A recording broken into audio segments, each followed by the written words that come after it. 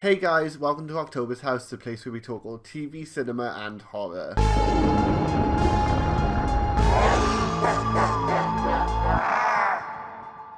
First, I want to say happy October, happy Halloween. Obviously, it's our namesake month here in this tiny corner of the internet, so I really did want to celebrate and do something a little bit different. I threw a few different ideas around and really trying to think of what I could do that would be a bit more special, because when you watch and consume a lot of horror media all year round, you really do have to kind of pinpoint in for Halloween. So what I decided to do was actually do a series of ranking videos where I rank Halloween specials in TV shows that I normally wouldn't cover on the show. And today, for the first installment of this little series of specials, we're going to be ranking every single Halloween episode of Bob's Burgers. If there's one thing about me, is that I am completely and utterly obsessed with Bob's Burgers. It's my favourite animated TV show of all time, and it's probably in my top 5 TV shows of all time. I find it a really cozy and comforting show. I literally put it on in the background for noise. I sit and watch it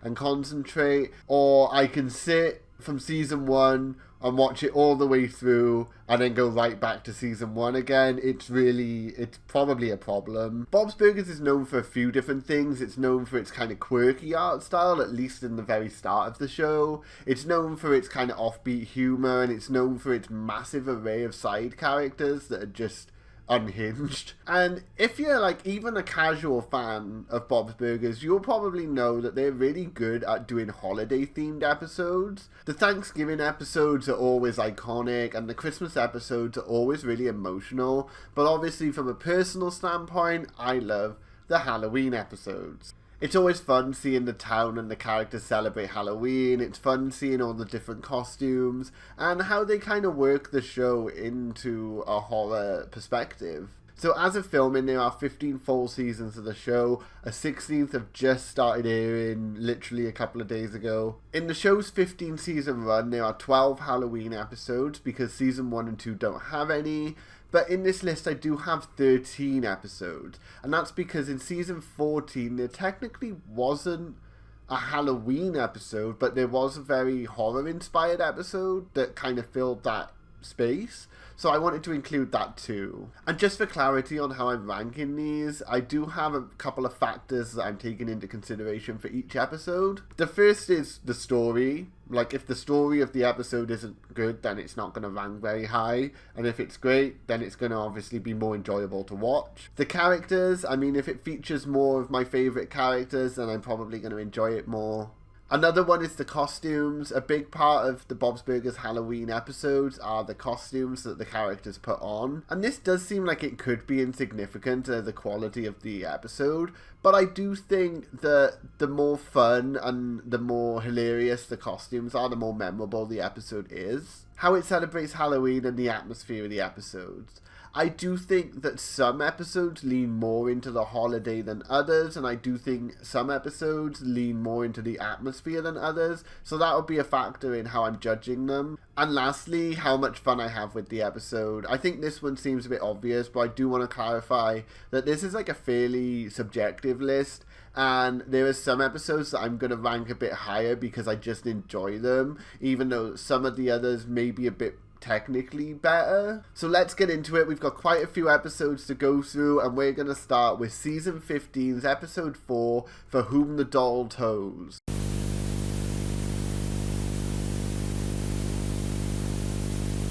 So I think it's pretty obvious by now that I absolutely adore this show, and there aren't many episodes that I actually dislike. So even though this one is ranked the worst in the Halloween episodes, I still really enjoy this one. I think this one's really good at showcasing the love between Gene and Louise, and especially Gene, and how good he is as a person, especially as a young boy. The episode centers around Gene not being invited to a Halloween party, and he just doesn't know why. On a walk home from school, the kids find a dollhouse store that actually has Miss Bisselbender, Gene's substitute teacher from the season 13's Christmas episode, behind the counter. As Gene introduces Tina and Louise to Miss Bisselbender, we kind of get a hint that Louise has met her before. When they leave the store, Louise hangs back, and then it's revealed to us in the next scene that she's actually organised a dollhouse murder mystery party. Louise has set up this fairly extensive script, and she explains that they'll be uncovering a mystery of something that happened back in her character's school days. This is all done through a dollhouse with dolls, and when one of the dolls is murdered, Gene and Tina act as detectives to try and uncover and figure out the mystery. As the mystery unfolds, Gene starts to realise that this is quite clearly to do with Gene not being invited to the party. Gene is just not into it, but Louise is really insistent that they keep playing along. And it turns out that this is an elaborate setup by Louise to tell Gene that he didn't get invited to the party because he wouldn't join in with the other boys in his class making fun of Miss Bisselbender's camel toe a few days before. Louise overheard the entire thing in the library at school, but didn't know how to tell Gene and felt bad that she didn't do anything in the moment. I think overall this is a really great episode, and I think it really highlights how decent Gene is as a person. He doesn't really understand why the boys are making fun of Miss Bisselbender, and even when it's explained to him, he just kind of shrugs it off and he's like, so? She's a nice person, why are you making fun of her? But I also think it shows how hard Louise finds it to communicate and how much she cares about doing the right thing, even if she finds it hard to do. However, what this episode doesn't showcase is Bob's Burgers' talent for celebrating Halloween. It's a really well-written episode with some really fun one-liners, but it just doesn't show us Halloween at all. We get the tiniest glimpse of Tina's Beretti Kruger costume right at the end of the episode, and that is it. And that is why this episode is ranked last on this list.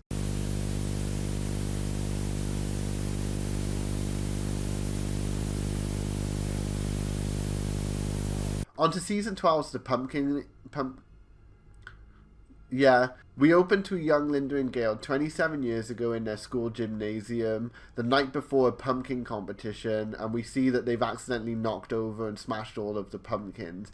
They run out of the gym and they promise never to speak of it again. Back in present day, we cut straight to the kids' costumes, and these are some of my favourites. We have Gene as the graduator, we have Tina as the Sherlock Ness monster, and we have Louise as Peter Pan's labyrinth. Gail shows up to the restaurant in a panic as usual, and she reveals to Linda that she got a letter in the mail saying pumpkin smasher. And just as they're talking about this, Mike comes in and delivers one to Linda too. They start panicking that someone knows what they did 27 years ago, and they decide to go back to their hometown to figure out who knows. And that's when we get another flashback where we learn a little bit more. Linda was actually going to change her pumpkin because she overheard from some teachers that she was going to win the competition, and she didn't want Gail to get jealous of her. But when Gail walks in on her doing this, they accidentally end up knocking over the pumpkins. Back in present day, they go on their investigation, and there was this guy that saw them leaving the gym that night. So they go and grill him, and that gives them another lead that it could have been this other girl called Scary Terry, who is now a dog groomer. So they go to her store and start grilling her, and she is a bit creepy, and in the middle of talking to her, they panic and run out of the store. When they're running down the street, they run into their old school principal, and when Scary Terry catches up to them, she actually brings up the pumpkin contest. And when their principal starts to talk about the contest, this actually probably leads to one of the funniest parts of the episode, where Linda just starts singing about Halloween over the top of him. And that's when it's revealed to Gail that she overheard that she was going to win the contest, and that's why she was changing her pumpkin, so that Gail didn't have a meltdown when she didn't win. While this gives us the full information of what happened that night, it still doesn't explain who sent the letters, and it revealed in this really dramatic way that it's actually Gail's life coach, Dane Cook. He sent the letters so Gail could confront her past and move forward. And then Linda and Gail have a heart-to-heart in the car on the way home, and Gail says that Linda shouldn't hide things for Gail's sake, but I think time and time again it's very much proved that she should. And that's where the episode ends, and the B-plot of the episode is quite repetitive, with Bob just not having very good candy for trick-or-treaters, something that we see in quite a lot of these episodes, but here it's just kind of flat and repetitive. The reason why I've ranked this one so low is because I just don't find it that interesting. I don't think it's that funny. I think there's one moment where I laugh where it's Linda singing, but the big dramatic reveal of why Linda changed her pumpkin and all of that just isn't as impactful, and it doesn't really feel that Halloween-y. The best Halloween-y part of the episode is seeing the kids' costumes at the start. I like Gail a lot as a character, but only really when she's kind of on the sidelines of the plot. I think when the plot centers around her a little bit too much, you kind of really start to get annoyed with her, and that's why I think a lot of the fun is taken out of this episode for me. That, coupled with the B plot just kind of being retread themes, it just isn't that fun.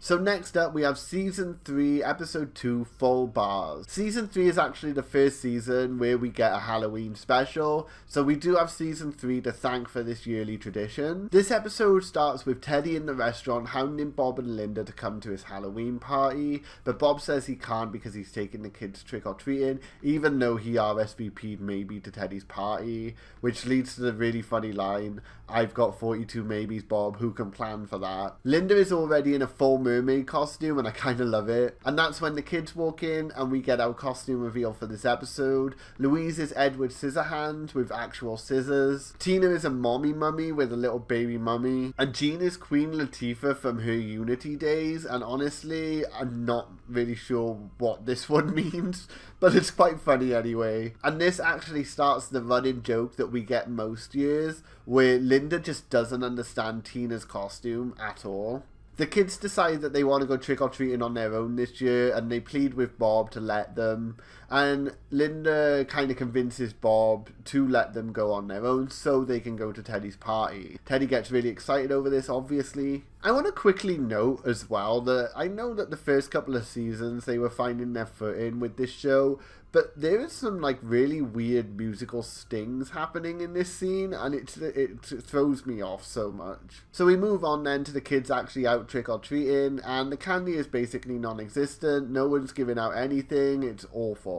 Bob and Linda turn up to Teddy's party, and Teddy does some really unhinged shit in the series, but I think this is probably one of the craziest things that he has done, because he has sprayed his entire apartment with black and orange spray paint, and they can't even escape the fumes because he's painted the windows shut. He's even painted his hamster Francis. But here we also get a bunch of different costumes. We have Gretchen in a cheerleading costume, and the initials of her university on their uniform is UTI, which I think is really funny. And Mike the mailman is in his uniform, but he has a bunny tail on, a little cotton ball stuck to the back of his uniform. And Bob is the only one at the party not wearing a costume. So Teddy takes him into his wardrobe, is like, "You need a costume, let's go," and puts him into a sumo costume. We cut back to the kids, and they're all sad sat on the side of a pavement because they have no candy, and Louise comes up with the brilliant idea to go to King's Head Island, which is this rich island off the shore of their town. They get there, and King's Head Island is really lovely. It's super clean and it's very busy, and they meet these two guys called Milo and Ned. They have bags that are already full to the brim with candy, but they tell the kids that they're about to go down this one particular street that always gives out the best candy, so they all decide to go down together, and what unfolds here is a little montage of them trick-or-treating, and it's so funny because Louise basically just loses her mind, and there's one clip where Jean is just walking away from a house with 2 giant soda bottles. Back at Teddy's party, he finds Francis the hamster dead, and he thinks that someone stepped on it. Obviously he's distraught, but he goes into full lockdown of the party and starts a huge investigation. It's really funny because Teddy just kind of starts reading everyone at the party down, and he even goes after Mike's limp, which is hilariously paid off when it's revealed that Mike's second name is Wobbles. Just as the kids are getting into the swing of things at King's Head Island, Milo and Ned tell them that they need to go home. They tell them that they need to get off the streets because there's a Halloween tradition on this island called Hell Hunt. This is where the older teenagers of the island hunt down all the little kids and pour horrible pranks on them, like shaving their heads or throwing water balloons full of pee. And just as Louise is saying how stupid that is, the bunch of teenagers come and harass Ned and Milo. A teenage girl pulls up and starts talking to the older boys, and she says that Hell Hunt is kind of lame, but she's going to a party, so she drives off pretty quickly. And then we get a couple of shots of all of the little kids of King's Head Island being harassed by the teenagers, and this is great because it's all kind of framed like The Purge. The Belchers realize they don't actually know how to get back to the ferry, so they have to sneak over to Milo and Ned to try and get some directions back. And just as they get those directions, they're spotted by some teenagers, so they start running back to the ferry. They get there, they're ready to get on, they're ready to go home when they hear the screams of Milo and Ned and all of the other kids. They feel really bad about it, so they decide to go back. On their way back to Milo and Ned, they actually run into the girl who was talking to the teenagers earlier, and they steal her phone. They use that to lure the teenagers away and tell them to go skinny dipping in one of the pools of the neighborhood. And they take this opportunity to steal the older boys' clothes. Teddy's party has taken more of a turn, and Bob is just over it at this point and wants to leave. But as he turns around to walk to the door, Linda spots that he has Francis's fur down the back of his costume. And it's revealed to us that Bob was the one that killed Francis by sitting on her while trying to put the costume on. But because the sumo costume was so big, he never noticed. Teddy has the entire party hold a funeral for Francis and sings Amazing Grace. And this is when it's actually revealed to Teddy that Bob was the one that killed Francis. But then they kind of realize, well, no, it wasn't Bob, it was the fact that Teddy put spray paint all over her. Teddy suddenly moves on from Francis's death and says that he's going to get a pet ferret and then sends everybody home. And just as a note for a future reference, he actually offers to make people a Halloween mix CD of the spooky sound effects he had playing at the party. When we cut back to the kids, we realize that they actually decided to put hot sauce in the teenagers' underwear rather than steal their clothes, but they get caught doing it. As they're running away, Gene loses all his candy, Tina loses her baby, and just as they're about to be caught by the teenagers, they start getting pelted with water balloons full of pee, and it turns out that all the kids of King's Head Island have come back to help out the Belcher kids, leaving the Belchers to stroll off while they get their revenge, and somehow the kids get back before Bob and Linda, and the episode ends with Linda telling the kids the story of what happened at Teddy's party in the style of a spooky story. I think for the first Halloween episode, this is a really great episode, but it is a bit of a safe play considering. I do like seeing a lot of the prototypes that would become running jokes later on in the series, and I think Teddy showcases how completely unhinged he is in this episode. I think the Purge influence with the Hell Hunt is really fun, and while this one does feel Halloween-y, I don't think it has as much atmosphere or a strong enough story to kind of push it further up the list.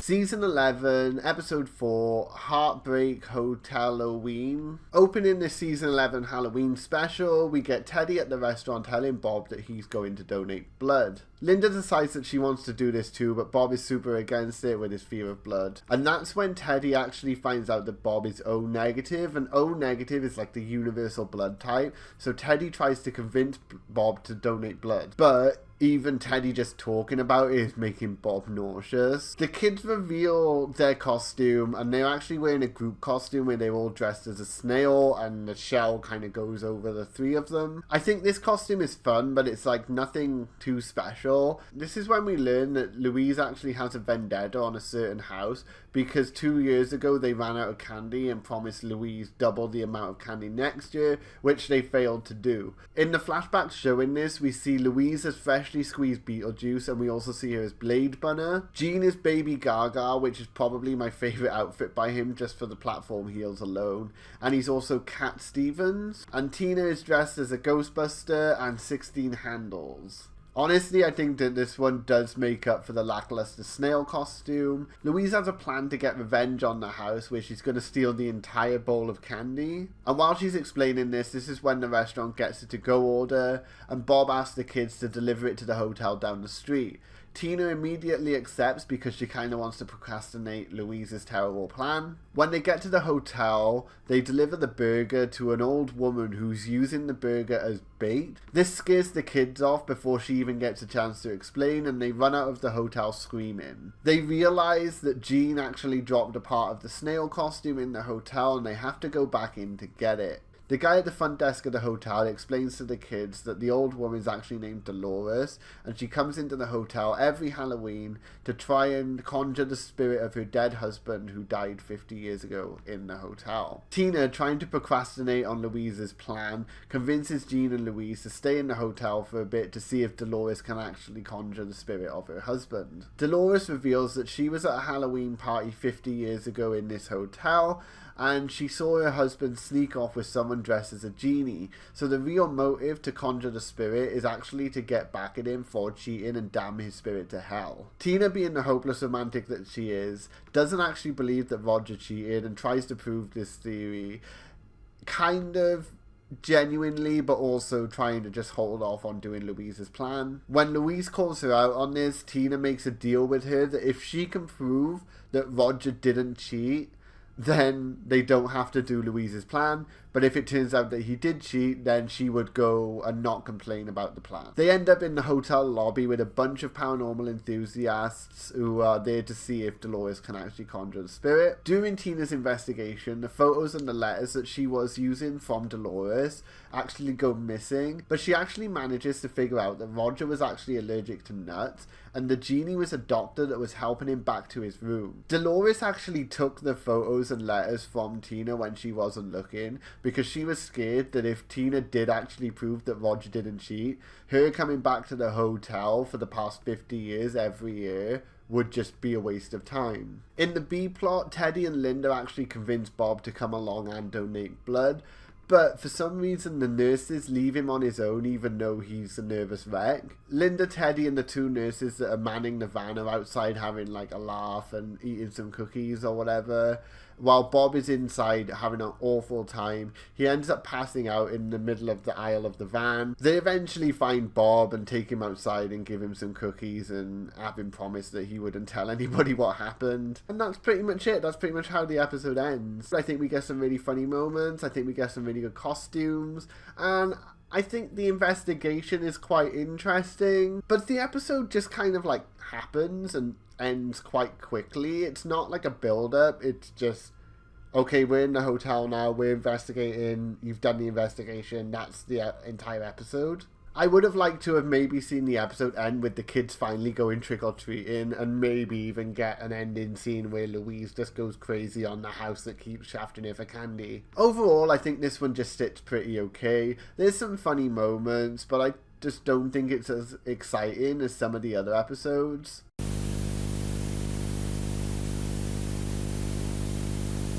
Season 4, Episode 2, Fortnight. Season 4's Halloween episode is only its second venture into the holiday, but to be honest, it already feels quite confident. We open to Wagstaff covered in Halloween decorations and everyone in costume except for the Belcher kids. We see Daryl dressed up as a member of Devo from the Whip It music video, and when he asks the Belcher kids why they aren't in costume, they explain that they have a costume planned with Andy and Ollie as a 5-person group, and that they plan to tell people there are 10 kids in the costume so they get double the candy. We cut to the restaurant where Bob and Linda are actually working on this giant Chinese dragon costume, and that's where we get most of the B-plot, is them working on the costume. And they also eventually enlist the help of Teddy and Mort too. I also want to note that this is actually where we get a callback to the previous season's Halloween episode, where Teddy actually gives Bob a CD of Halloween sound effects, and it's from his party. Back at the school, we get the absolutely iconic introduction to one of the craziest characters in the show, Millie. She is absolutely insane and she is obsessed with Louise. She's under the impression that her and Louise were actually going to be a duo costume as Dust and Bunny, but Louise tells her that this was never the plan and just kind of walks away. And this is where we get a really incredible shot of Millie just in the hallway with some really creepy music. It's so funny. It's honestly the perfect introduction to this character, Linda. On their way home, Gene tells them that he has to go get the eyes from their fort, so they all decide to go with them, including Andy, Ollie, and Daryl. Just as they get there, they see Millie in the alleyway, and they decide to run and hide in the fort. Millie knocks on the door and wants to be let in, but Louise keeps making excuses.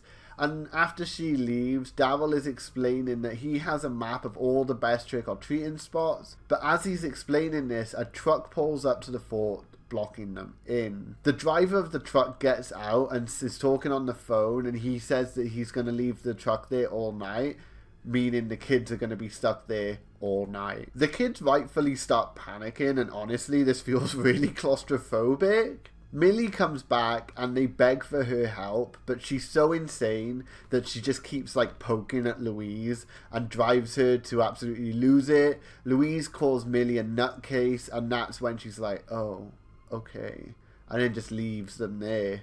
They actually find a wet bit of the fort that they can actually rip through, and it's from a hole in the dumpster that's next to the fort. The twins are the only ones small enough to fit through the hole, so Louise sends Andy through, but just as he comes out of the top of the bin, Millie is there, like staring at him already, and slams the bin shut. This leads to Louise figuring out that there's a mole in the fort, and it turns out that it's Daryl because he breaks down and admits that it's him. This is where we cut back to the restaurant and we see Bob and Linda kind of realize that the kids are late.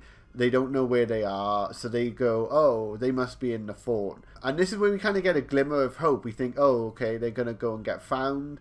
But as Bob and Linda are walking down the alleyway to the fort, Millie kind of just shows up and convinces Bob and Linda that the kids are already out trick-or-treating without them, without the costume that Bob and Linda have been working on all day. And I think this is where we kind of really see how manipulative Millie is, because she fully just manipulates two adults into following her away from where their kids are trapped. Bob and Linda are really angry with the kids that they spent all day working on a costume that they didn't even use to go out trick-or-treating. So they decide to go out trick-or-treating themselves wearing the costume. Honestly, this leads to one of the funniest scenes in the entire show. We see Bob and Linda knocking on someone's door, and it's actually someone that they know. But when he opens the door, they're pretending to be kids in this costume. And he starts to slowly realize it's them. And there's this moment where he kind of calls his wife and he says, oh, I think Bob and Linda are playing some kind of prank, and it's so awkward and uncomfortable, but it's hilarious. The kids in the fort come up with a plan to hit the button on the back of the truck to lift the platform up, but Daryl accidentally hits the wrong button and it starts crushing the box down. And there's this moment where you kind of really think, oh my god, like they're in danger. And I feel like in the back of your mind, you know that they're not going to kill off 6 kid characters, including 3 of its main cast. But there was just like a glimmer where you're like, oh shit, like they're about to get crushed. As the platform is coming down and crushing the fort, they stack up stuff from the bin next to them, which then causes the platform to kind of go back up and rip open the fort, and they can get out. The Belcher kids walk back into their house to find Bob and Linda in the dragon costume sat on their sofa with a massive bag of candy, and when Linda asks what happened to them, Louise just kind of says, oh, it's a long story. And then we get like no explanation. Honestly, I would have really liked to have seen the parents' reaction to like what actually happened to their kids, because that would have been like quite dramatic, I guess. And that was a bit of a missed opportunity. We do just see the kids kind of wanting the candy that Bob and Linda have. And the episode ends with Millie coming back to the fort, seeing it crushed and thinking that she killed all the kids. Jean, Louise and Tina are all hidden on top of the truck, and they pretend to be their dead spirits and convince Millie to give them her candy. This episode was a little bit hard to place because it does have quite a lot of like memorable and funny moments, and we get introduced to Millie, one of the most craziest characters in the show, and a character that goes on to have like quite a cute arc with Louise in the end. But aside from that, in terms of like story, not much really happens apart from them getting stuck in the fort and Bob and Linda continuously working on this dragon costume. It is a really fun episode, but I think when we compare it to some episodes that are further up on this list, they just have a lot more going on. So this feels right to be placed here.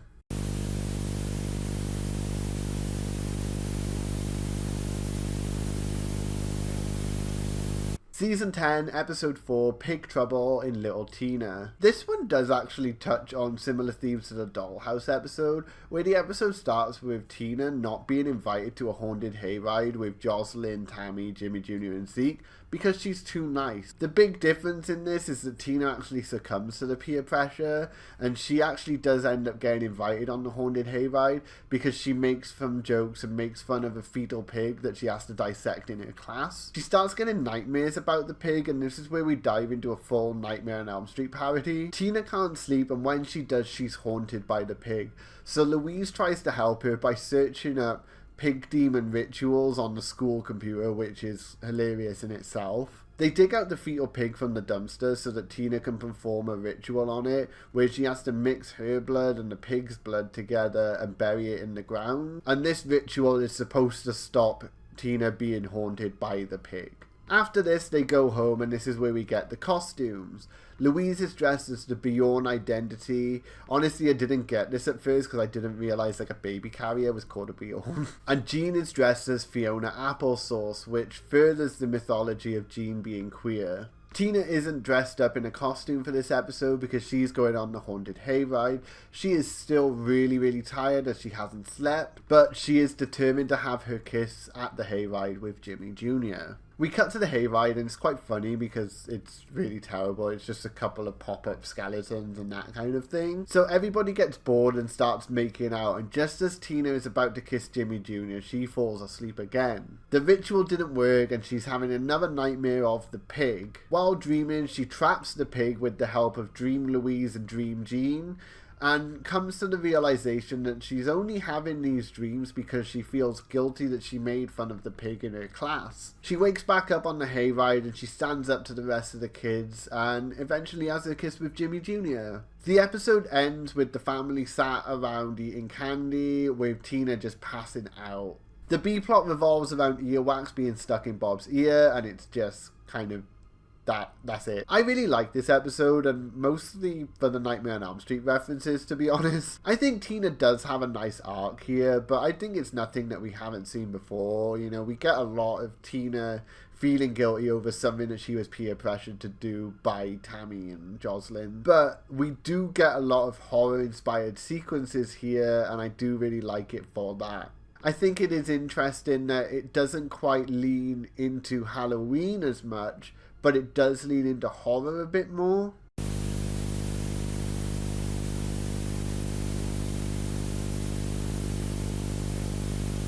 Season 5, Episode 2, Tina and the Real Ghost. I want to start by saying that Season 5 is probably my favourite season of the show, and it's partly due to the incredible first 4 episode run, which has Work Hard or Die Trying, Tina and the Real Ghost, Friends with Burger Fits, and Dawn of the Peck. 4 really great episodes, just one after the other, including my favourite, which is Work Hard or Die Trying Girl. I would probably go as far to say that there isn't really a bad episode in Season 5. I think the show really hit its stride in this season. Tina and the Real Ghost opens up with Wagstaff decorated in its usual Halloween decorations, much like Fortnite opened. And Tina says that she doesn't really want to go trick-or-treating this year because the kids in her class are going to the cemetery to celebrate. So Tina walks up to Jimmy Jr. and asks what time he's going to the cemetery to kind of maybe prompt them going together, and he's just really not interested. He's like, I'll just go when I'm there, and you know, you might be there and I might be there. Basically, Jimmy's just kind of being his old self and being an asshole. But this does lead to the hilarious line delivery of Louise saying, "My God, Tina, he was all over you." An exterminator comes into the restaurant because there's actually a bug problem in the basement, and as soon as he steps in the basement, he freaks out and he says that there's a presence in there. Linda bursts into the basement and freaks out also, and she's kind of excited that there's a ghost there, and Bob just doesn't believe it, and he just wants the bugs gone. The exterminator tells the family that the only way to get rid of the ghost is to make contact, lure him into a vessel, and then throw the vessel away. Bob's pretty pissed because the rest of the family is now obsessed with this ghost and he just wanted the bugs gone. Linda and the kids are in the basement with a Ouija board, and this implies to me that they just have one lying around. Probably Louise's if I had to choose someone to have one. Bob's putting stuff away in the walk-in and he actually gets shut in and the bugs attack him. He's screaming for help, but Linda and the kids are too obsessed with making contact with this ghost to hear him. The planchette starts moving around the board and tells them that the ghost is actually a 13-year-old boy named Jeff. This piques Tina's interest, and just as they lure him into a shoebox, they're about to throw him out, and Tina convinces them to keep the box. Tina takes the box to school the next day and is sat having lunch with them, and everybody comes over and asks what it is. She tells them that it's a ghost and everybody starts freaking out. Zeke doesn't really believe in it, nor does Jimmy Jr., but to prove it, Louise pulls out the Ouija board in school. Tina starts to believe that Jeff actually has a crush on her and starts a romantic relationship with a shoebox. Back at the restaurant, the exterminator that found the ghost brings in 2 paranormal investigators. Linda is absolutely living for this, but Bob is so over it, and that is until he finds out the customers are actually interested in the fact that they have a ghost. At school the next day, Tina actually decides to announce to everybody that she is dating Jeff. Jimmy Jr. is super jealous and Jeff suddenly becomes really popular. Tammy gets mustard on the shoebox, so she takes it to the bathroom to wash it. That's when we hear her scream and all the kids rush in. They find a message on the mirror saying that Jeff has dumped Tina and now he's dating Tammy. They come home from school and get back to the restaurant to find it really busy and packed in with people who are really excited to meet Jeff the ghost.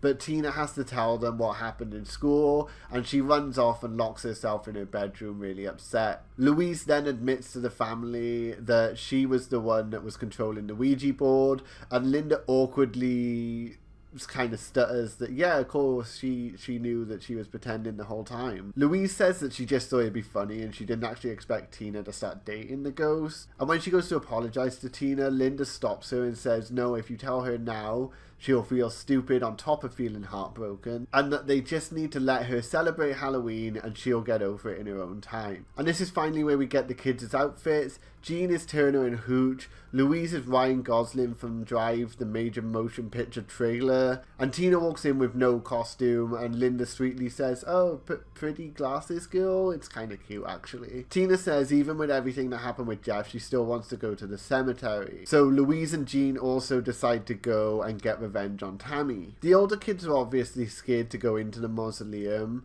but Tina kind of taunts them in, and when they get in there, the door slams shut and everything goes dark. When Zeke lights a candle, Louise picks Jeff back up and gives him back to Tammy. They're stuck in the mausoleum and Jean leans over and asks Louise how she did it. She says that it wasn't actually her and her plan was just to put bugs in Jeff's box. Zeke with his candle finds a message saying that they're going to be trapped in there forever. Everybody starts freaking out and Tammy throws Jeff down to the ground, which then releases all the bugs from the box. While all of this is happening, Tina announces that it was actually her that wrote the message and locked them all in. And she knew that Jeff wasn't real and she overheard Louise talking about it. It's actually a really sweet moment because Tina kind of comes to the realization that the only people that thought Jeff was real were people who could like get something from it, like gain something. Tina wanted a boyfriend, Jean wanted someone to watch Kitchen Nightmares with, Zeke wanted to know that there was an afterlife and there was something more than death, and Tammy was just a jealous bitch. The episode ends with the paranormal investigators trying to get out of the restaurant without paying for the food that they ordered and reveal that they are ghosts and they can't pay, but it's clearly just a ploy, and Bob stops them before they leave the restaurant, and that's the episode ending. I do really love this episode. As I said, that this season is probably my favourite. I think Tina's arc in this episode is really sweet. It's really stupid because it is just about a shoebox, but I think the storytelling is really great here. I think the paranormal investigators are really funny, and I think the Ouija scenes are hilarious. I think Linda is so funny. I think her reactions to anything like this is always really funny. I think the only issue that I have with this is that you could kind of like place it anywhere in a season and it would still kind of work. You know, you take down the Halloween decorations, you take away the costumes, and it's kind of just like a normal episode. I do think that this is an amazing episode, but I also don't think it's one of the best Halloween episodes.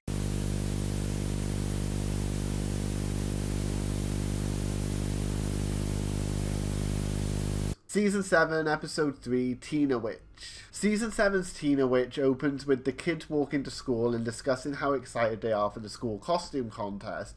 And within the first 45 seconds of this episode, we get some of the funniest costume gags in the entire show. We get a flashback to last year's costume contest with Louise getting kicked out for dressing up as Fawn, complete with a wig over the bunny ears. Iconic. Tina explains that she's going to be a hot mess, but Tammy actually overhears her and says, "Oh, Tina, you're going to be a hot mess? I'm going to be a hot mess." She steals the idea from Tina, but before Tina can protest it, she kind of runs across the street further on. And this is where they set up the grumpy crossing guard Jackie, who has a little bit of a beef with Tina because Tina just wants to cross the road to catch up with Tammy, but Jackie won't let her. Tina is really upset over Tammy stealing her idea because she's kind of sick of losing the costume contest. And this is where we get some flashbacks to previous costume contests. One where she's dressed up as an old-timey zombie. One where she's kind of dressed up as a sailor kangaroo. I don't really get that one. But we also see her dressed up as Liberace, which is hilarious. And in this one, Fond almost announces Tina as the winner, but it actually goes to someone called Trina Belson. She decides that instead of a hot mess, she's going to go as a sandwich, a mix between a sandwich and a witch. I mean, it's pretty self-explanatory. So she goes to the library to research her costume, and Mr. Ambrose is there. Billy Eichner is one of the best cast members, such a funny character, and he actually suggests to Tina that she actually becomes a witch and just casts a spell to win the costume contest. He gives her a spell book, and back at home she does a few practice run spells to see if they work, and the next day at school they actually do, with Louise being able to get out of a pop quiz and Jean having fish sticks for lunch. So she goes a bit crazy and starts blasting out spells here and there, and she comes to school in a new kind of gothic look reminiscent of The Craft. She goes through the entire spell book that Mr. Ambrose gave her and goes back to the library and asks her for more, which is where we get the iconic line, "Witch, please." He warns her that she's playing with powerful forces and that she should tone it down a bit, but kind of drunk on power, Tina ignores him. On the walk home, Tina mouths off to Jackie the crossing guard and warns her to be careful or Tina will put a spell on her, but Jackie claps back and actually curses Tina. So Tina starts freaking out and goes back to Mr. Ambrose for help, and this is where he informs her that Jackie the crossing guard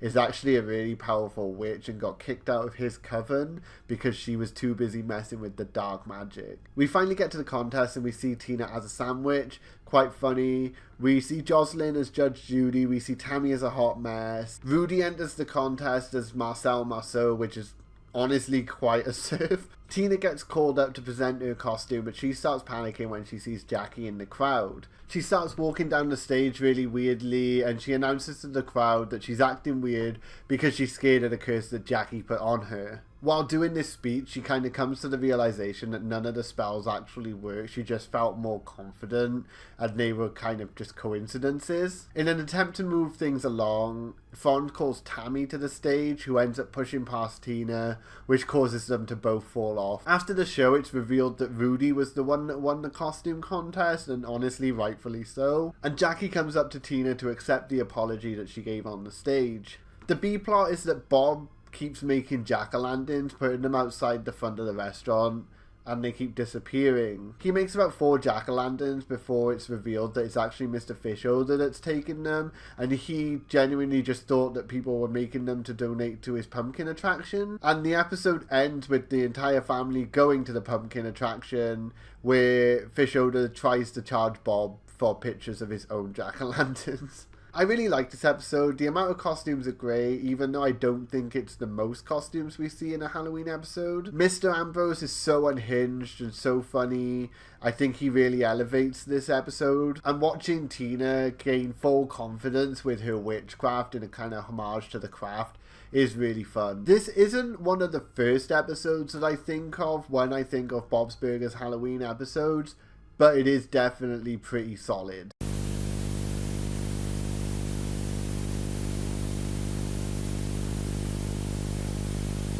Season 9, Episode 4, A Nightmare on Ocean Avenue Street. We open this episode to the residents of Ocean Avenue getting ready for their first candy crawl, which is a nice little throwback to the art crawl episode. The entire street is going to be shut down for kids to safely trick or treat. We hone in on the restaurant, and Bob has terrible hard-boiled candies to give out to the trick-or-treaters like he does every year. But the kids are actually really hyped for a candy called Sticky Sugar Booms.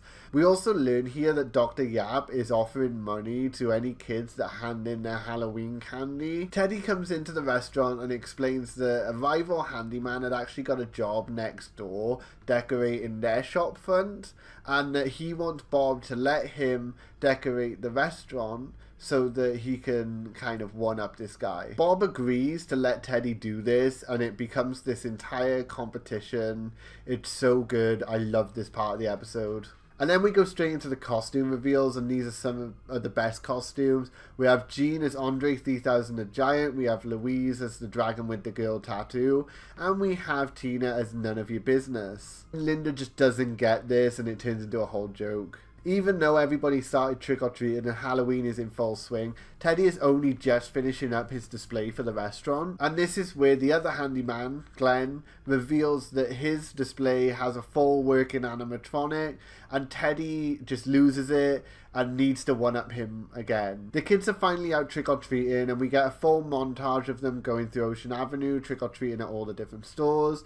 We see so many costumes here, it's kind of crazy. We see Harold and Edith as the Blues Brothers, we see Mr. Dowling at the bank as a cowboy, and we see Janine from Yours Truly Stationery as a goddess. We meet up with Jimmy Jr. and Zeke, and they tell us that they're not actually trick-or-treating this year, they're just out pulling pranks. Andy and Ollie are dressed up as peanut butter and jelly, and they run up to the Belchers in a panic, and they tell them that someone just stole their candy, and it was someone dressed as a devil. Rudy shows up then dressed as Paul Rudd in I Love You Man, and it's iconic, yeah, and says that his candy has been stolen too, but this time by someone in a Jason mask. Daryl then runs up dressed as Pee Wee Herman in a panic and tells them that their candy has been taken too by someone in an astronaut costume. All the kids are on high alert now, and they see Jimmy Jr. and Zeke, and they start to suspect them, but as they're talking to them, Jean's candy also gets stolen. Back at the restaurant, Teddy is still working on his display, but every time he does something, Glenn reveals his to do something else. Teddy is about to give up on his display, but Bob starts talking some trash and encourages him to keep going. Just as the kids get into a stride of protecting their candy inside, Tina gets hers stolen while in a store, but it was way too crowded to see who actually did it. And Louise is the only one left with candy, but while they go back outside, hers also gets stolen too by someone in a gorilla costume. This entire situation is played off like a slasher film with someone picking them off one by one, and I think it's a lot of fun. I do think they could have dived a little bit further into it though. They follow the gorilla all the way back to Wonder Wharf and go into Mutilation Mansion, which is this big haunted house there. They tackle the gorilla in the haunted house, and it's revealed to be Dr. Yap, who was stealing candy off of kids because no one listened to his offer of money. So they steal all the candy back off of him, and they redistribute it out to all of the kids on Ocean Avenue. Back at the restaurant, Bob is now dressed as Bruce Springsteen, and he's helping Teddy attach power tools to this giant animatronic spider as the big finale to his display, but as they're doing it, it malfunctions, falls off the wall, and destroys both his own and Glenn's display. It actually ends quite sweetly, because then we get the shopkeeper of next door come out and tell Linda that Glenn was only doing this to show off to Teddy, and that he actually really looked up to Teddy. And when Teddy finds this out, he actually starts complimenting Glenn, and they kind of bond over it, and it's really sweet.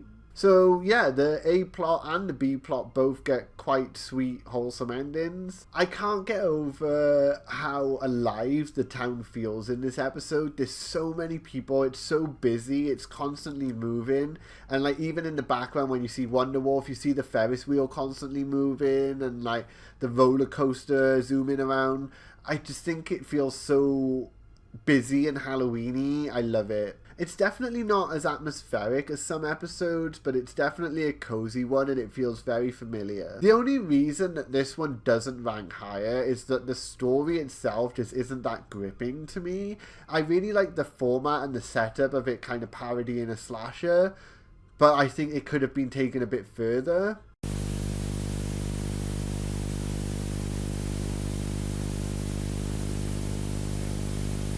Season 14, Episode 9, Ford of the Dead, zombie docu-apocalypse. So this one's the one that stands out a little bit because this is the one that I was talking about where this season didn't have a Halloween episode, but this is the horror-themed episode that kind of sits in the place of the Halloween special. This episode stands out because it has a really unique format that we haven't seen in the show so far. We open up with a title card telling us that the following footage was filmed by a documentary crew, and we fully dive into the found footage format straight away. We are told that this documentary is of a 9-year-old super crazy talented archer that posts her trick shots online. Tina is narrating and interviewing Louise, but in this kind of found footage world, they aren't actually related, and Tina is just interviewing her because of her online fame. We also see that Jean is there filming a documentary of the documentary, and is also going to be releasing a rock opera podcast about the documentary. So yeah, he's there just going crazy with it. You know, it obviously becomes clear quite quickly that this is some kind of like meta piece and doesn't quite fit in the timeline of our normal Bob's Burgers world. Louise asks Tina if they need more footage of her walking around in slow-mo, but Tina says that they've been doing that for 3 days and they need footage of her actually shooting stuff. But Louise gets quite nervous and hesitant to do that. Teddy turns up at the restaurant windows, knocking and looking all green and weird, and Bob and Linda tell him that they're closed and that he'll have to go home. He won't leave, and Mort walks past and he says to Teddy, "Hey, I think they're closed." And just as he says that, Teddy starts eating Mort. Bob, Linda, Louise and the documentary team all start to panic and realize that there must be a zombie apocalypse going on, just as 2 more zombies come walking across the street. Tina says it's fine because they're here with the world's best archer, and Louise kind of looks a bit awkward. They keep filming the apocalypse as it's kind of unfolding, and Mort and Teddy is outside the restaurant with the 2 other zombies groaning, and Louise suggests that they barricade themselves in. We get a montage of them barricading the windows and the doors, and when Louise suggests that they use the tables to barricade them in, Bob looks weirdly hesitant to actually unscrew the tables. All of a sudden, Rudy and the Pesto twins are at the window asking for help, and they're yelling to let them in, so they tell them to go around the back. Just as they're letting them in, Jimmy Jr. comes dancing down the alleyway as a zombie, giving full Michael Jackson tease. Bob makes the kids burgers, and as we see Gene eating his, we can hear Andy and Ollie in the background talking about how Andy has been bit. Just as that conversation ends, Jimmy, Teddy and Mort all kind of break through the barrier, and Bob and Linda send the kids into the basement while they reinforce the barricade. While they're in the basement, Andy starts turning into a zombie and then bites Ollie. Louise, Gene and Rudy escape and manage to lock them inside the basement. The zombies are still breaking through the barricade, and Tina tells Louise to just shoot them with her arrow, to which Louise hesitates. Instead, she and Rudy start throwing condiments at the zombies, and this is where it's revealed that mustard actually hurts the zombies. Bob and Linda end up sacrificing themselves and hold the barricade while they send the kids away and tell them to climb up the fire escape and into the apartment. Just as Rudy gets caught by Teddy and Mort, Tina tells Louise to shoot them with their arrows, to which she reveals that she is a fraud and that she actually faked the online videos. Unfortunately, this is where Rudy turns into a zombie, but when they get into the apartment, Louise kind of breaks into song about being a fraud to the confusion of Tina and Jean. Tina cuts her off and tells her that they need to concentrate on the zombies. Louise grabs a bunch of mustard from the fridge and starts chucking it out the window to get the zombies away. They hide in Louise's room, and Jimmy Jr. bursts in, and Louise finally gets the courage and the confidence to shoot an arrow, and just as all of these zombies start piling in, she takes them all out one by one with mustard arrows. Finally, Bob and Linda come in, and Louise does this crazy trick shot and takes them both out with one arrow, which is their last one. As more zombies pour into the apartment, Louise decides to sacrifice herself and goes off to fight them. That is when the camera zooms out from the TV and we see the family sat in the living room watching the movie that Louise has written and directed about a zombie apocalypse. Bob, as we know, is a massive cinephile and is praising the movie, and just as he's complimenting Louise, Louise shushes him and says that it's not over yet. And the end of the movie shows Jean, Teen and Louise all going off into the sunset to fight zombies. As the family discuss the movie, Louise says that it's a touching tale about overcoming a weakness with determination. I actually love this one. I think it's such a weird setup. It's quite funny. I think I was maybe too excited while watching this for the first time, but I didn't even clock that the first two zombies, apart from Teddy and Mort, were like Bob and Linda just dressed up. It was weird, like, because they were wearing wigs or something, and I think I was just too excited to be watching a new episode. I didn't like let it sink in. But yeah, the whole setup of this one is a bit strange, because you're kind of like thinking, well, why is Tina acting like she's not her sister, and like all of that. And then I think it's really nice to see Louise's creative side. I think that we get to see Gene's creative side a lot with his music. We get to see Tina's creative side a lot with her writing, but we never get to see Louise have a lot of her creative side shown. And I think it's really cute also that she kind of followed in Bob's footsteps as a cinephile. I think that this episode is just really fun. I think it's such a unique episode. There's not really another Bob's Burgers episode like it, and I just have so much fun watching this. The only issue that I do have with it is that it's not a Halloween episode, and I'm not even talking in the context of this list. I just feel like it would be so easy to make this a Halloween episode. All you'd have to do is change that last scene where they all kind of sat in the living room watching the movie to them sat in the living room watching the movie with trick-or-treat bags, and they've just come back from trick-or-treating or something like that. Like, that's all you'd need to do. It'd be so easy to make this a Halloween episode, and I don't really know why they didn't or wouldn't make this a Halloween episode. As I said, I have so much fun with it, but I do have to dock it some points for that missed opportunity, unfortunately.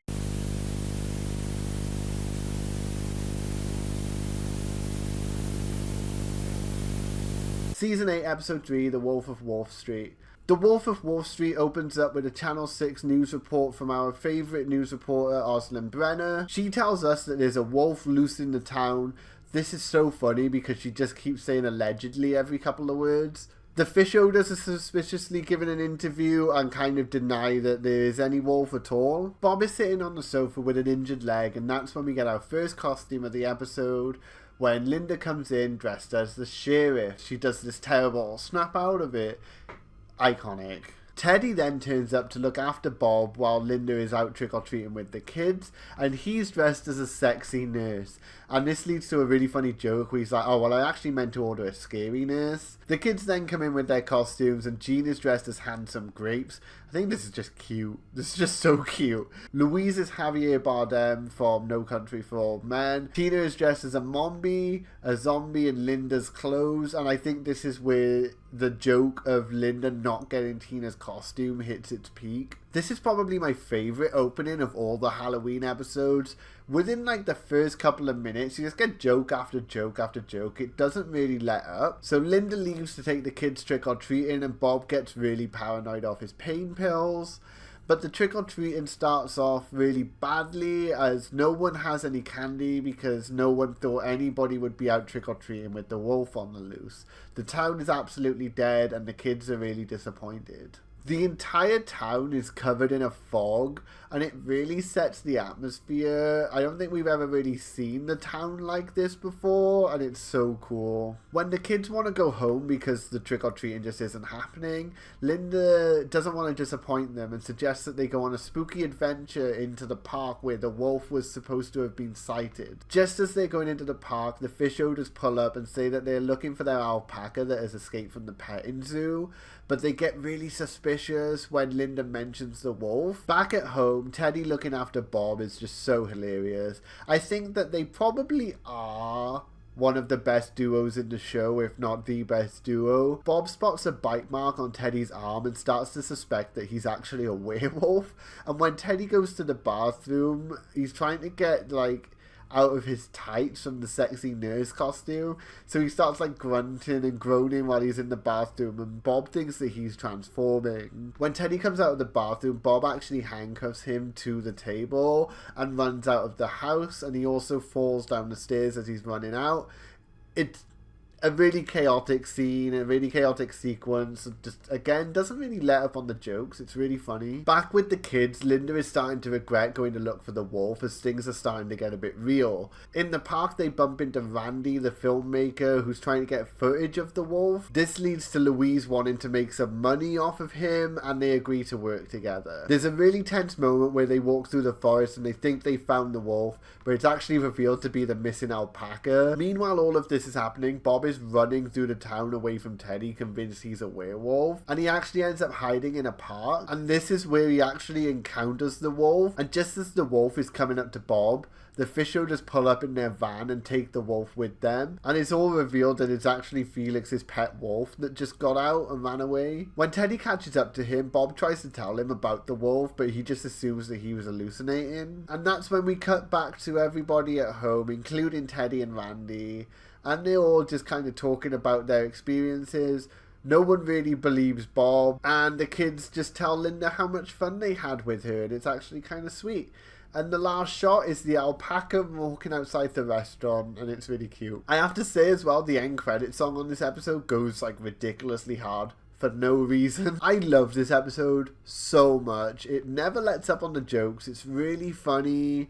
The costumes are really cute. The atmosphere is really great in this episode. You know, as I said, we do get to see a lot of fog around the town, which we don't get to see often. But even just the lighting when Bob and Teddy are in the living room watching the TV, it really adds to this kind of like spooky like feeling. I do wish we had seen more characters in this. I think like the town being dead is kind of what the plot rests on. But I would have liked to have seen maybe some other characters and more townspeople's reaction to like the wolf itself, or like Bob running through the town. Like it just would have been like funny to see that. But yeah, great episode. Love this one.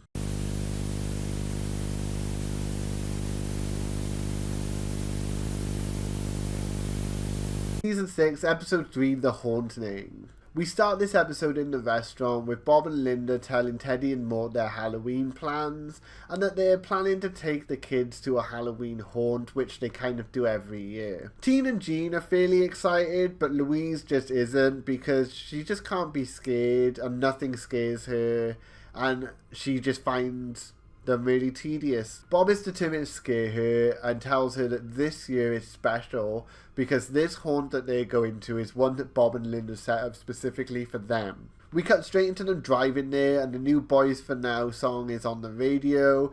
It is a bop. They pull up to a random house and they tell the kids to stay in the car for 10 minutes while they get everything set up and then come on in. Louise is confused and asks them whether they bought a house just to put on a haunt. When they go up to the door, they're greeted by Linda dressed as Lady Bobenstein, a mad scientist character. And she flickers the lights, like physically reaches over and flickers the lights and tells them that she's going to take them on a tour through the house. So she takes the kids into the kitchen where Bob is, and it's supposed to be his lab.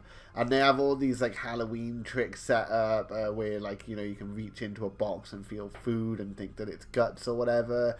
But honestly, the entire thing is a wreck. They keep breaking character. It's not good. Louise is already bored to death and decides that the one thing that this Halloween haunt needs is to actually be scary, and decides to play a trick on Bob and Linda themselves. So the kids leave out the back door and hide in a bunch of leaves until Bob and Linda come looking for them, and they jump out. Louise wants to leave, and Bob kind of agrees with her, saying that the haunt wasn't really that good and they should just give up. So they go back to the car, and that's when they find out they got a flat tire. When Bob is trying to call for help, he notices there's a creepy man stood at the end of the driveway, and when they say hi, he doesn't respond, he just stands there.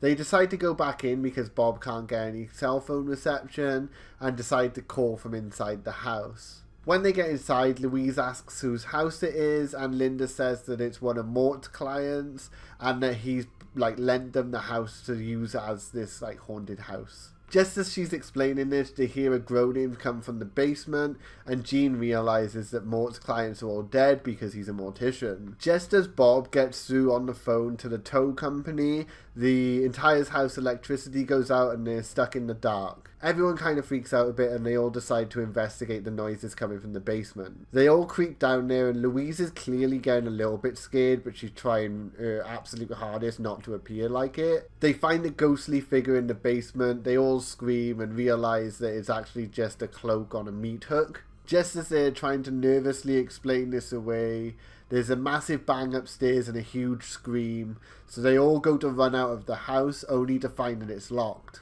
They run upstairs and try to find somewhere to hide, but they find this empty room with a creepy doll with sticks coming out of its eyes, and they end up locking themselves in the bathroom. Louise is clearly freaking out at this point, but she's like just trying to explain everything away, and that's when they hear footsteps coming up the stairs. So they all decide to climb out of the window onto the roof outside. When they get outside, they see 3 cloaked figures in the garden, who set a massive ring of fire around the house. Just as Bob gets reception on the roof, he drops his phone off of the roof, and we see a shadow coming up behind the window that they had just climbed out of. As the shadow comes further and further forward, the window opens and it's the creepy guy from the driveway. Louise turns around, absolutely loses it, lets out this massive scream, and everybody's like, gotcha.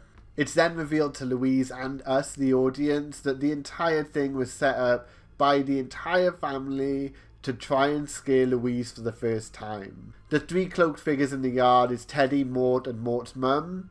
And the creepy guy that scared Louise at the end and was in the driveway is actually Mort's mum's boyfriend. The terrible haunted house at the start that Bob and Linda did was all a decoy house to throw Louise off and distract the kids while they set up the actual scary stuff. And honestly, I have to say, this is like genius level planning. I think if someone did this to me, I would have a nervous breakdown. Louise is super excited. She's like so happy that she finally got scared, and it's really cute. And that's when the episode ends with the family watching the new Boys for Now song, which is called I Love You So Much It's Scary. As I said before, this is an absolute bop. This is so Y2K coded. This episode is perfect to me. I think I could probably come off a little bit hypocritical for this one, because I think some of the issues that I have with other episodes, I think I could maybe look past in this one. Like, realistically, we don't see the kids in costume, and we don't really touch on Halloween that much, because it's actually like a day or 2 before Halloween. But the story is so good and it plays out so well that I can look past that. I think that there are some bits in this episode as well that is actually like genuinely scary. And I don't know if it was intentional, because it's quite obvious when they take inspiration from horror in other episodes, but I don't know about this one so much. But I kind of get like a similar vibe to The Conjuring. This isn't the perfect Halloween episode, but it's pretty close.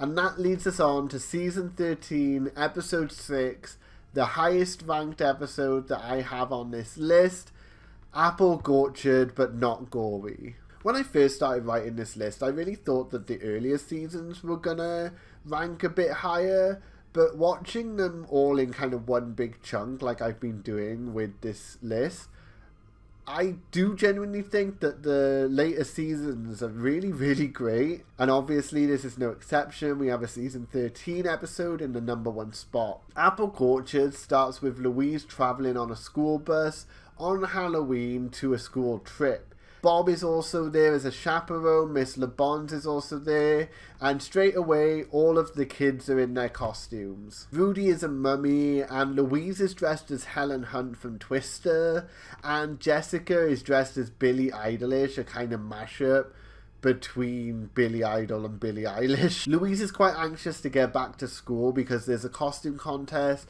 that she's entering with Jean and Tina, as it's a 3-person group costume where Tina is actually the Twister and Jean is Bill Paxton. As I said, Bob is also on the trip as a chaperone, And he's actually more excited about the trip than the kids are because he just really wants to know about the beehive. Rudy is upset because Chloe Barbash isn't in school today, thus she's not on the trip. And Louise really just doesn't like how popular she is. And this is where we cut to the school and we see Tina and Jean's costume for the first time. Tina is incredible. It's like a whole structural like costume. I'm pretty sure I've seen it on the runway of Drag Race. It's iconic. Jimmy Jr. is John Travolta's character in Saturday Night Fever, and Zeke is a panda. The problem with Jean and Tina's costumes is that they actually keep falling apart, and they can't really move without things falling off of them. So they call Linda for help, and she ends up shutting the restaurant to come and fix their costumes at the school. Louise's class get to the apple orchard, and the kids are all talking about how Chloe Barbash isn't there. And they're talking about how they don't really know how to feel about things because apparently they can't form their own opinions unless they know what Chloe's thinking about things. As I said, Louise is really pissed off of how popular she is. As they're getting off the bus, we get more costumes here as well. Haley is a unicorn, Andy and Ollie are salt and pepper. So the tour starts and the tour guides come out and they're fully in like old-timey character. It's a little bit odd and a little bit spooky. And they tell them that the class will be taking part in the Harvest Festival at the end of the day. And that there will be one popular kid chosen from the class to be hero of the harvest that will bless their crops. Louise and Jessica spot a barn and they kind of want to sneak off the tour to go and jump in some hay bales. This is where things get weird because Louise spots someone in the trees wearing like a cloak and a horse skull, but she kind of just brushes it off as her imagination. Jessica does a sheep impression and it gets the whole class laughing, and the tour guides say, "Oh, maybe you're our hero of the harvest." This goes straight to her head and she ditches the plans to sneak off with Louise. That is until Rudy performs magic for Arnold, who is also wearing the cutest astronaut costume. And everybody's watching Rudy's magic and being really excited, and Jessica kind of gets a bit upset that this might take over her title as hero of the harvest. And when Louise is kind of in her "I told you so" era, Jessica basically says, well, you wouldn't know what it's like to be popular because you can't just make it happen. Louise proves this wrong by doing this weird voice through her hands. I don't really get it, but it seems to rile everybody up. The tour guides actually end up giving her the special corn and the hero of the harvest title. And just as the festival is starting, Jessica now wants to sneak off. And this is where things get really creepy because Jessica and Louise sneak off to the barn and find a bunch of hay rolls. And the scoring of the episode kind of takes a turn here and it becomes this kind of like really raw, folky horror track. It's crazy. And then we start to realize that they are fully paying homage to kind of the Wicker Man and Midsummer. Louise then moves some hay to jump into, and she finds a massive tapestry that depicts the hero of the harvest being burned at the stake. Honestly, I think this is probably the creepiest that Bob's Burgers has ever been. Jessica and Louise kind of reason with themselves that they wouldn't actually kill the hero of the harvest, but you can kind of tell that they aren't quite sure. So they run back to the festival, but when they get there, they see a bunch of people in big cloaks and skull masks, and Louise kind of runs away screaming. Bob runs after her, and when he catches up to her, she explains what she found in the barn, and he tries to calm her down by saying they wouldn't actually sacrifice you, and that is until they find a pile of ashes under the plants. Bob finally finds a beehive and he's just about to look inside as the tour guides find them. Jessica actually explained to the tour guides what had happened, and that's when they explain what Louise and Jessica found in the barn is actually from a separate adult Halloween attraction that they have in the venue. And that's when they convince Louise to come back and finish the ceremony. Back at the school, the costume contest is in full swing. And I think this is probably where we get the most amount of costumes in one kind of scene or one episode. Even the teachers are joining in. We see Coach Blevins as Robin Hood, we see Miss Jacobson as a skeleton, and we see Miss Twitchell as a pirate. As for the kids, Henry Haber is George Washington, Wayne is Dracula, and Alex is Charlie Chaplin. There's so many others in the background though, it's great. To me, this feels super warm and super nostalgic to when you would kind of be in school during Halloween and everybody would be feeling really excited. And I think it's helped a lot by the teachers being in costume as well. I love this scene so much. The Belchers get called up to present their costume, and it's looking like Jean and Tina are going to have to go up on their own because Louise still isn't back from the trip. But just in time, Louise makes it and they manage to present their costume. We cut straight back to the restaurant and they announce that they didn't actually win anything. Linda assumes that they'll want to change out of their costumes because they're so broken and uncomfortable, but Louise says, do you know how many 40-somethings are gonna go crazy for this costume? And that's when the credits roll with the legit Billy Idol end song. This episode is so good. I love both the settings, as in like the school and the apple orchard. I think the apple orchard is like a really creepy setting, especially with the tour guides that are like overly in character almost, and then the school as well, where it feels so alive and so warm because there's so many kids in costumes here. I love folk horror as well, so it's really fun to see the show riffing on that sort of subgenre. Honestly, I think that this episode just checks all my boxes. It has a great story, it showcases Halloween well, it shows the best characters. I love Jessica so much. It uses its like horror influences perfectly, and it's quite funny in some places. Just a perfect Halloween episode for me, and that's why it's in my #1 spot.